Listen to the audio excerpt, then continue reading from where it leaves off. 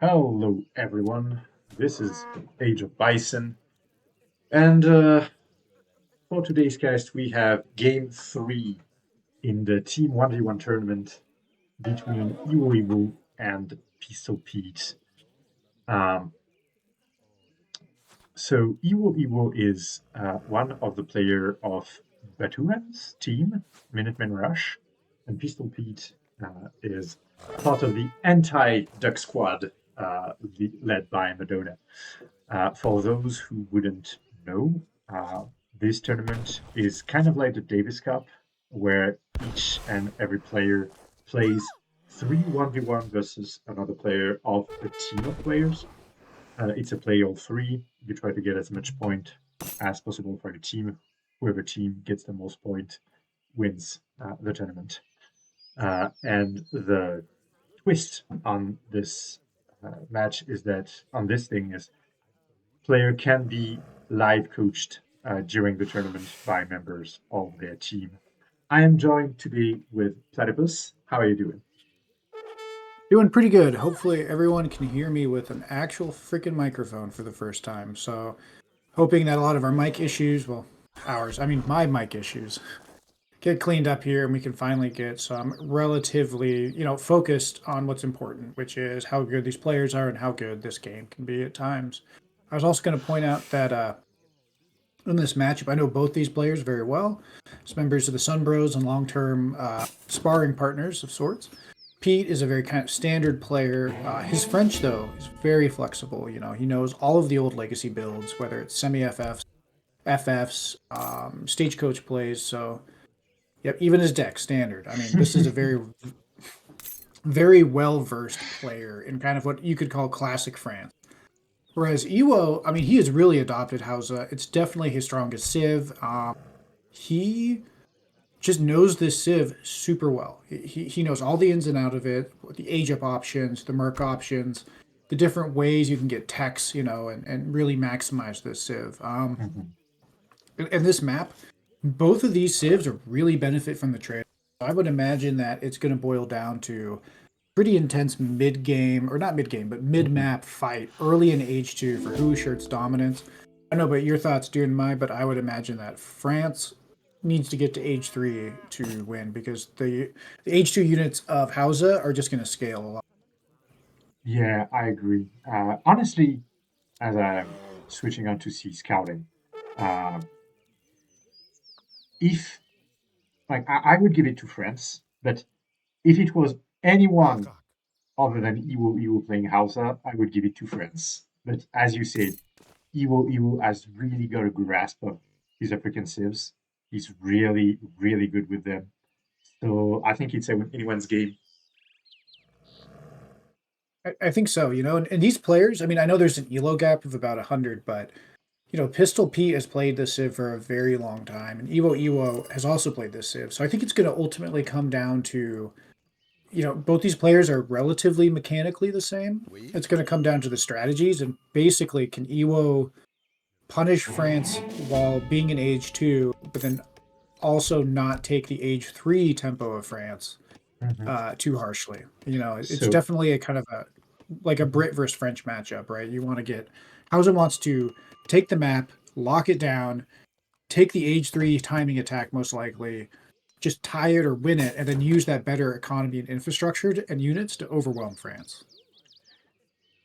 definitely so. And as we were talking about standard strategy, we have a 12-10 from France, and on the other side, he was aging up with the one and only Songhai and making a university in transition. So, as you said, very good house summer because of the TP. France also enjoys TP, so I think we will have a bit of a contention for the mid map. And as I say that, Pistol Pete immediately putting down racks as soon as he hit H2. Ooh, double racks, in fact. Double rack, 700 wood. And we have Palace of Amina. So we Mm-hmm. will have some raiders. So we might see Musk, double Musk on Pete's side. And Raiders? Question mark? On the other side. Knowing Evo, probably Raiders. You know, again, especially if he scouts out that his opponent with double racks, he knows he's going to have free mobility. So I right think now he knowing doesn't Pete, know. okay, he doesn't know. Knowing Pete and kind of knowing the old French, like this could be a 10 musk semi. Basically, you know, those Raiders are going to bounce off any musketeer, right? Because Mhm. they're not made to tank like a hussar would. So they're kind of squishy. And I think ooh, I really like that palace placement too. Just totally. Ooh, Oh, that's wait a not minute. double Wait. mask. That is a crossbike rush. Okay, this could get really dangerous for Hausa fast. And right now, Evo has nothing to counter that. And he just saw the pikes. Oh, and this is not a fight you want to take. No. And the palace just got there in time. But I don't think. I think Pistol Pete can take it. I think so. You know, the Fulani already on their way. Of course, Fulani probably one of the best archers in the game. Oh, and he go. I like that. Going for the house. You know, Hausa does not want to be on wood any more than it has to, right? Oh, Mhm. just kind of getting the runaround though. And the Oh, pikes. The pike just. No, Pete, you need to. Yes, I think he yes. got there. Okay. Oh, and at the last minute, Oh, canceling the animation. That's unfortunate. that is. Looks like he's trying to idle the houses here. And the economy idle the houses. Houses So, are always idle. Fulani Ooh, good response archers there. on the are just in. Pistol Pete happy to just kill some villagers, it would seem. You know, that's probably the best use of the crossbow in that situation. The Fulani are just so much better than crossbow by every metric. That this, at least he's idling, he's killing. It's something to think about. You know, Pete's score is really low, but Hausa had to burn what? I had to burn a cow. A cow, What a does Pete get? shipment, Yep. I wonder if Pete's and going to transition to Huss, because I think not that would definitely be the thing to do. not to mention that for a whole minute and a half, Iwo had 15 villagers inside of TC. Of course, Hausa just clicks the cow button, and it can make up a lot of that, you know, loss. But you know, again, the Civ does kind of struggle with tempo, and again, these raiders are. Oh, he's going to go for the TP smart of France. Oh my God! It seems he does not. I think he wants a bit of more scouting information. I think he's afraid of the host switch, as you said. Yes. Oh, those vills are caught out. Pete. Oh no. Okay, he's just going to lose one. And now Musketeer. he's coming Oh, in with mask. I think those Fulani are just going to eat him alive. Yeah. Um, that's decent though, because as long as Ooh, good. Okay. there's a Can we cache go to here, 15? Yeah.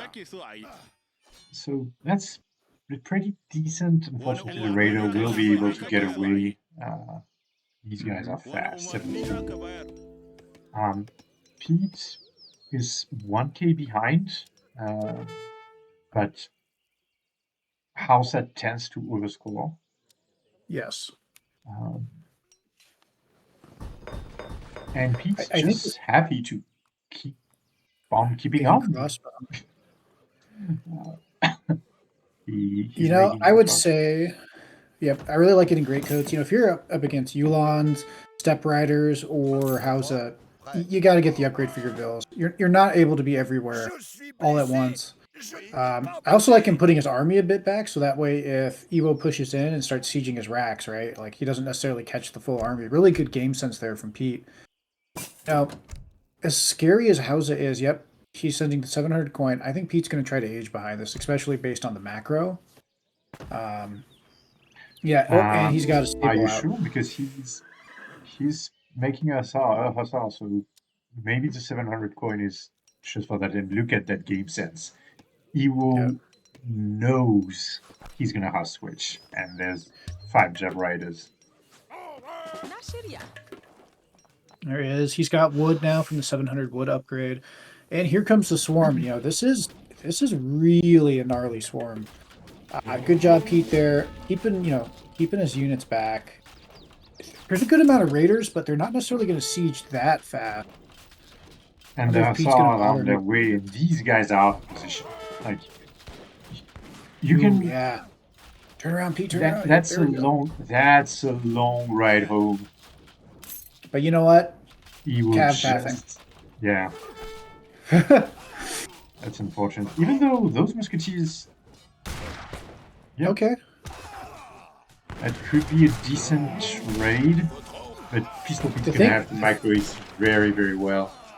yeah. You know what? Those musketeers, like, because they're in close range. Like, yeah, the Fulani absolutely wreck house, but musketeers in point blank range do okay, and I feel like when those musketeers Look at pop, if that. Pete remembers to finish his batch, Pete, remember?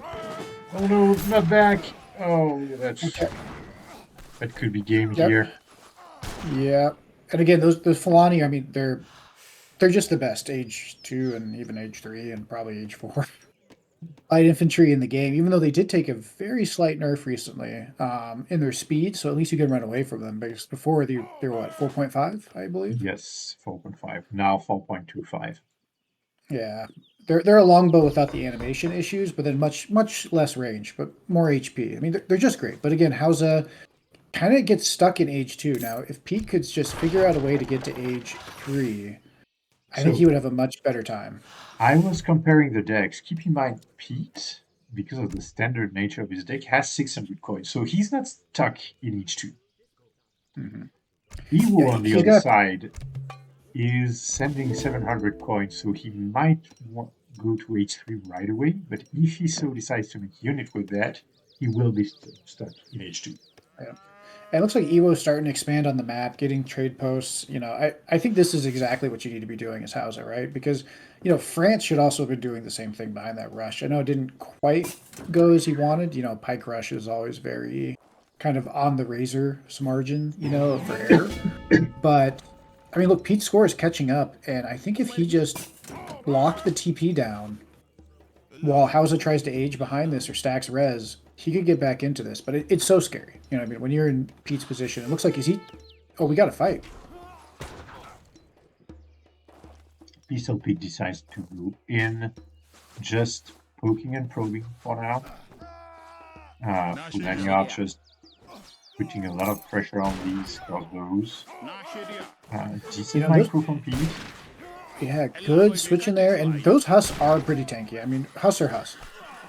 The javelins are actually better in melee. You don't want to be there. Oh god, they're not Reuters. They are not Reuters. They will crush anything.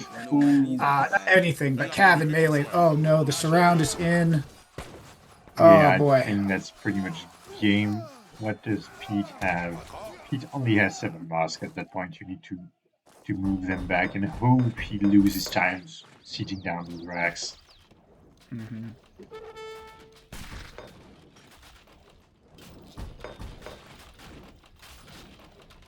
Yeah, Right his best bet is to Hmm. get to age 3 now somehow, and just hope that Evo stays in age 2 too long. Goons and skirm. It's and a lot of kiting. The Fulani are only range 17 base, right? Yeah, but I think Audio Tactics is in. Check So that. now Oh no, nope, no, yep, not yet. 17 base. Why skirm needs 20 range in H2? Not 100% sure. To be fair, Dutch to be, gets Skirm that have 20 range. yeah, they also have 3 units in H2. Right now. But I think when you get right down to it, like the Fulani here are the major problem, right? And the javelins. This is the composition that is a problem for most civs in H2 because most civs are must-cuss civs, right? Javelins aren't even normal goons, so it's not even like you can catch them into melee. In fact, if you look, they do better multipliers in melee. Yeah, these guys are than they do at monsters in melee. And with the buffed, they're faster too than a Cav Archer when they're buffed by the Griot. So Evo, again, this is what I mean. Like Evo understands the Civ, the timings. He is so far just I think been really in control of this game. Showcasing that why this is his best Civ and why he's done so well. I think with the Civ. Oh god, those villagers are out and that army's out. We're about to see a problem. Oh, while he ages too. Oh God, if Ewo sees this, and he sees it, he sees the hunt. He sees that hunt. Does he see the other I think hunts? I think he doesn't, but he wants to go to that trade post, and he's gonna have a Oh surprise. Yep, God, and those CDB are running for their life right now. his whole eco. Come on, get those husks in, Pete. Pete, Pete, I guess, Oh, is rushing to help these guys. okay, okay. There's his army. Good job, good job. I mean, he'll. Oh God, they stunned the villager. Oh, griots. Okay. I think this is kind of GG. Unless Pete gets one hell of a swing here. The cannon's He's not going to age do anything three. because it's too much cav. He's But age he three. can't. He needs to Uh, tech up his army or something. These hell are of a HP units. Minuteman pop. That's what it takes. A hell of a Minuteman pop. Like we're at 26 CDB compared to how much does Ewo have? And he was back going 27. for H3. Yep. 27 versus 26 CDB. So I mean, we're at a Pete. decent level equal wise. I think Pete just has. Yeah, he's going to lose that trade post, which means it's going to be a while for his second shipment. For H3 second shipment, where a lot of his power would be coming from. That was just really good game sense there from Evo, right? To catch that army. I didn't even see the hunts out there, but it's like on the mini map for him. But he had a good, knowing the map is so important for Hausa, not just for your building placement, but for like doing stuff like this. If he had backed off and Pete's eco would have been pulled and gotten on that, hunt, he would have been fine. And To be I'm fair, really expecting Ewo now to be in the commanding seat for the rest of this game. I think he would just wanted to get the TP, and so basically 20 villager here just chilling. Well, Ewo, you don't have to give yourself up. You can live this down. His big brain, if that's the case, your big brain in my heart, big guy, because like that was worked really well. And there's now, what do you do as France? I mean, you're down 6K in score. You are H3, but like, I mean, look at that mass. Hausa, of course, also gets cheaper upgrades on their And Skirm Goon. now Or no, that's on the their big cav. brain moment. He knows he's not here because he has line of sight here. He saw the carcasses, so you bet he's going there, and he's going to do a pincer move, I guess. Oh, but if Pete catches There this it army, is. though, this actually might be dangerous. Oh, God. That's Oh, game no. ending. I can Yep. hear Pete raging from there. These stupid villagers. Oh, that's game. There's no way you can come back from that. Nope. 24, Just, 23, 22. yeah. Yeah, God. that's 18. Oh. And the Huss aren't vet either, so the Raiders, are they vet now or no? Hussar, Radar, Vet, and Yeah. Pete's calling it. GG's called. All right. Oh, man. That was a masterclass in how to play House against Yeah. France. You know, this is a tough matchup, I think, for France in some regard, right? Because France's Mhm. whole shtick is that it's flexible. You're never as flexible as a DE Civ. um, I think also though the Pike Rush, like Ewo, he didn't panic. Like his card order just worked so smoothly. You know what I mean? He put the Palace of Amina down. That bottom town time to get the Fulani. Once the Fulani were out, he kind of pushed back, but didn't overextend himself. Just kind of took his time. Switched into some javelins, which dealt with the Huss switch. I think there was a few windows there for Pete to really be able to punish Ewo, but ultimately, whatever both of them were back and forth, kind of jockeying for position. But what sealed the deal was the hunts and the map control.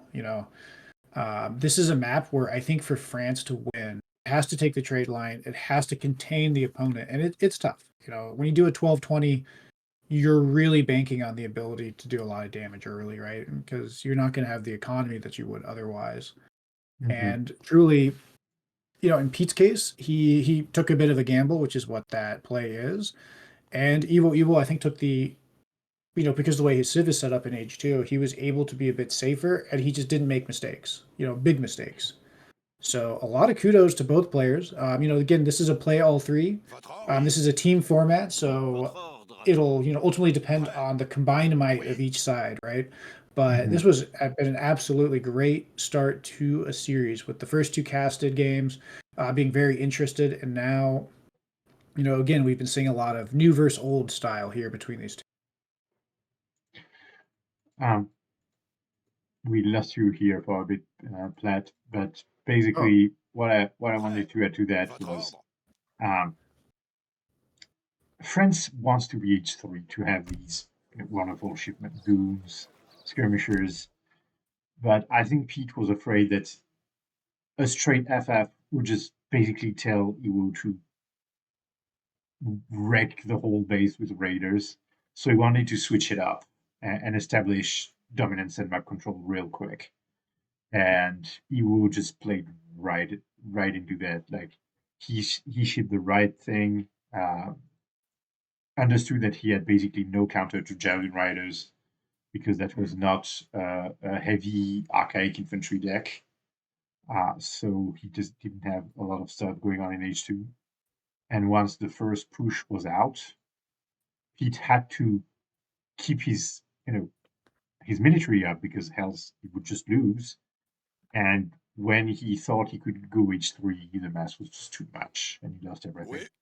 So I think really unfortunate. It was really a game of trying to get to H3 and Pete went to H3, but that they basically cost him too much.